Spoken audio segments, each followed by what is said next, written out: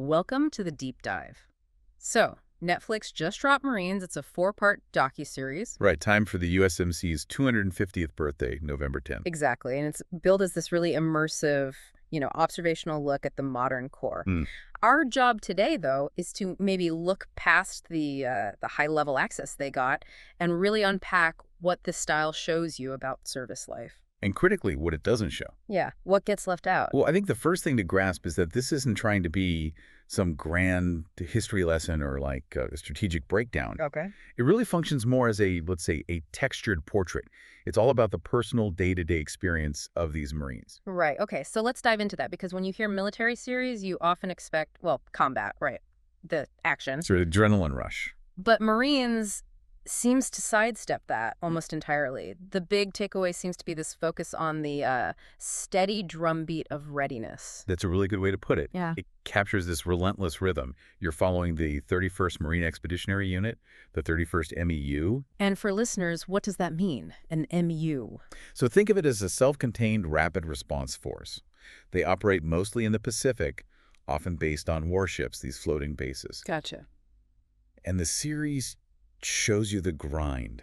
I mean, the constant cleaning of weapons, sleeping in incredibly cramped spaces. Oh, yeah, the shots of the bunks. Right, and the endless repetition of drills, plus the physical stuff like dealing with pretty bad seasickness. And the sheer exhaustion. They mentioned 22-hour days at points. 22-hour days, yeah. Yeah. Really drives home the physical and emotional toll. It humanizes it, I think, in a way that talking strategy just can't. You watch that and you realize the story here isn't, mission deployed, crisis happens. No, it's more like preparation. Constant preparation. Then this buildup of tension. Yeah. And it all culminates in just being ready, that state of readiness. And making that compelling, the repetition, that's actually quite an achievement for a documentary. It really is. And the production quality helps.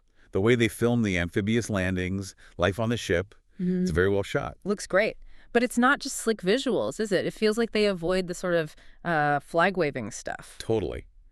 It steers clear of patriotic kitsch. Yeah. You actually see moments of real fatigue, maybe even doubt. Alongside the camaraderie, of course. Yeah. The jokes, the way they look out for each other. Absolutely.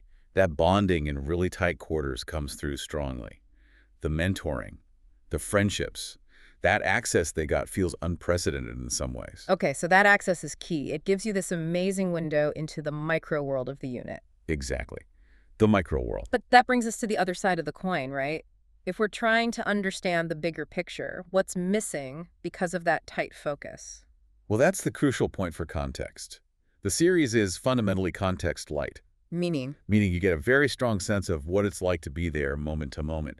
But the deeper why questions are mostly left unanswered. like the geopolitical reasons they're in the Pacific. Exactly. That strategy isn't really explored, nor are things like broader civilian-military relations. And what about after? The long-term effects. Also largely absent. You don't get into the aftermath of service challenges like PTSD, the difficulties of reintegrating into civilian life, veteran support systems. None of that is really in scope. So it's intensely focused inside the experience, but it doesn't really interrogate the institution itself or the consequences of service beyond that deployment. Precisely. It's more of an internal character study than an institutional critique. You see the people up close, but not necessarily the system around them or the policies driving it. Which you could argue was probably the trade-off needed for that level of intimate access. Almost certainly. It makes it incredibly valuable if you're interested in, say, group psychology or just compelling character-driven nonfiction. Less so if you're looking for military analysis. So, bottom line, if you want to understand the texture, the lived reality, the feel of contemporary Marine service day to day, this is definitely worth your time. Absolutely. But it leaves you with a pretty significant question to mull over, I think. Yeah. Well, if the series effectively defines this kind of service as this state of constant, almost perpetual readiness and preparation, what does that ambiguity mean? That feeling of always preparing, always being about to go, but maybe never fully arriving there. What does that do to the individual Marines we see? That endless waiting almost. That ambiguity itself. Uh. Maybe that's one of the truest hidden costs of this kind of constant service that the series captures, perhaps without even explicitly stating it. Something for you, the listener, to think about.